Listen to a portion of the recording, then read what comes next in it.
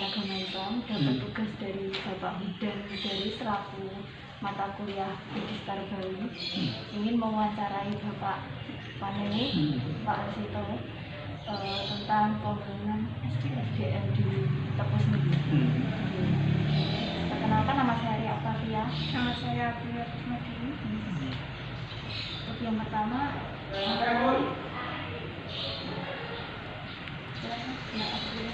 program apa yang dilakukan Bapak untuk upaya peningkatan SDM di Surabaya? Memang untuk pengembangan SDM ini terus kita lakukan, baik itu di tingkat Kapanewon maupun di masing-masing kelurahan. Ini bahkan di kelurahan itu sudah masuk di masing-masing APBK-nya. Jadi ada anggaran pendapatan pengeluaran di kelurahan yang di sana memuat beberapa peningkatan kaitannya dengan sumber daya manusia, peningkatan sumber daya manusia, baik itu yang untuk internal di Kapanewon maupun di internal kelurahan. Di kelurahan itu ada yang dari Pak Lurah dan jajarannya, ada yang dari lembaga APBK dan anggota, ada yang dari lembaga kemasyarakatan lainnya, termasuk untuk warga masyarakat yang kaitannya dengan peningkatan kemampuan sumber manusia, peningkatan SDM kaitannya dengan pendapatan di masing-masing kelurahan sesuai dengan potensinya masing-masing. Jadi ada yang dengan kelompok usaha, kelompok misalnya ada batik, ada olahan makanan dan lain-lain. Telah dilakukan, walaupun kemarin memang agak ada persoalan karena masa pandemi ini kan tidak boleh mengumpulkan banyak orang, ini mengganggu dari. Tapi mudah-mudahan sekarang kan sudah agak longgar ya, ya mudah-mudahan nanti bisa dilaksanakan di bulan-bulan terakhir ini, masih ada 3 bulan ya untuk kegiatan di tahun 2021 itu. Gitu ya.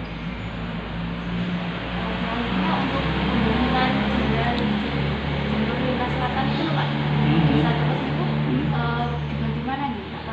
Apakah mengalami masyarakat sekitar? Maksudnya pengaruh terhadap ya, mungkin pelebaran iya. ini kan Ya karena kalau jalurnya itu kan berada di jauh dari pemukiman. Jadi yang di pemukiman ini hanya sedikit. Jadi jauh dari pemukiman, sehingga kegiatannya bisa berlangsung sampai dengan saat sekarang. Jadi di Kapanewon Tepus itu melewati 3 kelurahan. Kelurahan Sidoarjo, Kelurahan Tepus, sama Kelurahan Purwodadi. Ini yang kelihatan CCLS. Sekarang dimulai dari arah Tanjung Sari, kemudian ke Sidoarjo ke Tepus. Ini pembangunan sekarang sudah mulai dilakukan, mulai berjalan. Efek sampingnya tentu ini juga bermanfaat bagi warga masyarakat. Tentu mereka bisa ikut melaksanakan pekerjaan itu, warga masyarakatnya. Ya, berpartisipasi, manakala ada kegiatan warga masyarakat kan ikut di dalamnya, yang itu melibatkan tenaga kerja. Tapi untuk sementara ini kan yang banyak ke tenaga kerja yang kaitannya dengan memakai alat berat ya. Iya. Sekarang ini alat berat. Ya, tentu ini di masa pandemi ini juga yang bisa ikut di situ kan meningkatkan pendapatan keluarganya. Iya. Tapi kan itu nih Pak, nabrak sekolahan, TK, SD gitu. Ya tentu mekanismenya kan dari pihak pemerintah itu kan telah melakukan semacam ganti untung ya. Nah tentu itu nanti kan dikembalikan pada pada yang semula untuk peruntukannya ini tidak boleh kan ya. Misalnya yang menyasar ke tanah kas, tanah kelurahan itu yang milik kelurahan, itu kan tentu ini aset ini tidak boleh hilang.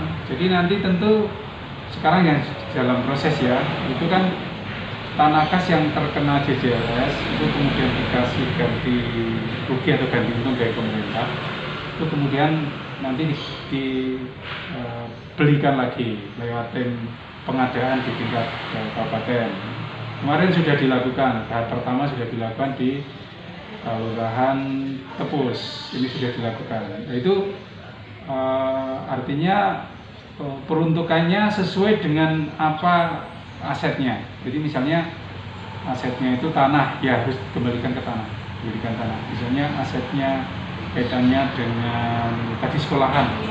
Nah kan nanti harusnya ya diberikan ke sekolahan, hanya beda tempatnya nanti. Digeser Bu. Ya digeser atau apa namanya? Kan biasanya kemarin tuh kalau pemerintah tanahnya itu milik kelurahan, tapi asetnya milik pemerintah kabupaten atau milik dinas pendidikan misalnya. Nah, ini nanti kan tentunya bekerja sama dengan kelurahan lagi, kemudian dana yang ini kan diterimakan ke mereka. Yang misalnya dinas pendidikan ya ke dinas pendidikan. Jadi tidak diberikan ke kelurahan, yang kelurahan itu yang tanah. Iya. Tapi kalau bangunannya ini ke dinas. Nah ini dengan demikian nanti kan kemudian bisa dilakukan komunikasi, terus didirikan bangunan sekolah baru. Ini dalam proses juga. Besok kan kalau jalannya udah jadi kan insya Allah Bapak rame gitu ke pantai udah rame ke KID di dulu. Ya Allah begitu. Ya. Saya meyakini kalau nanti itu pantai dibuka, Iya. itu mesti ledakannya sungguh luar biasa. Iya. Gitu. Karena masyarakat sudah lama, hampir 1 tahun lebih ya, Iya. tidak melakukan apa ya, kunjungan itu, sehingga nanti mesti akan ada ledakan masyarakat yang memang sekarang ini kan masyarakat di sekitar pantai ya susah. Yang tadinya bisa ngurusi beberapa orang, pemakanannya, kegiatannya bisa jalan dengan bagus. Nah, selama pandemi ini kan kemudian apa ya susah lah. Mudah-mudahan nanti cepat. Ini kan sebenarnya zonasinya itu kita sudah bagus ya, zonasi untuk COVID itu kan kita banyak yang sudah hijau. Di kita juga hijau. Nah, tapi kan ketentuan ini kita harus mengacu kepada pemerintah pusat.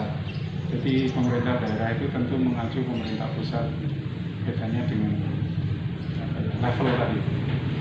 Kita masih level 3. Kita sampai dengan saat ini masih pantai tempat wisata ini masih ditutup sampai saat ini. Ketentuannya begitu.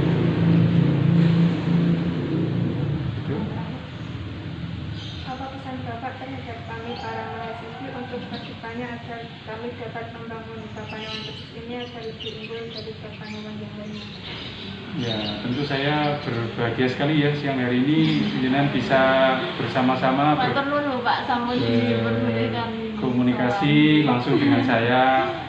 Tentu saya bangga apalagi yang di Gunung Kidul ya. Mari tetap kita sama-sama meningkatkan kemampuan. Jadi kuliah di mana saja itu sama. Artinya negara mengakui di mana saja. Yang penting kan kemampuan kita masing-masing untuk bersaing dengan yang lainnya. Dan di Gunung Kidul sekarang sudah beberapa ini kan sudah ada peningkatan fasilitasnya, termasuk ada UNY. Nah, ini kan tentu saya sangat senang sebagai Panewu itu warga kami tentunya tidak perlu jauh-jauh. Mudah-mudahan dengan dekat kuliah dekat itu mengurangi biaya pengeluaran orang tua. Sangat mengurangi Pak. Ya iya toh. Nah kan perasaan tidak kos, ya, gitu. Pengawasan orang tuanya semakin bagus gitu daripada harus kos. Gitu. Tentu saya menyambut baik, terima kasih. Nanti monggo untuk bisa dikomunikasikan lebih instan. Kami pun senang setiap ada mahasiswa yang kesini kemudian melakukan baik itu penelitian atau apa yang itu menjadi meningkatkan dari kita di wilayah, tentu kami akan senang. Nanti tentu membantu kita yang ada di wilayah. Insya Allah.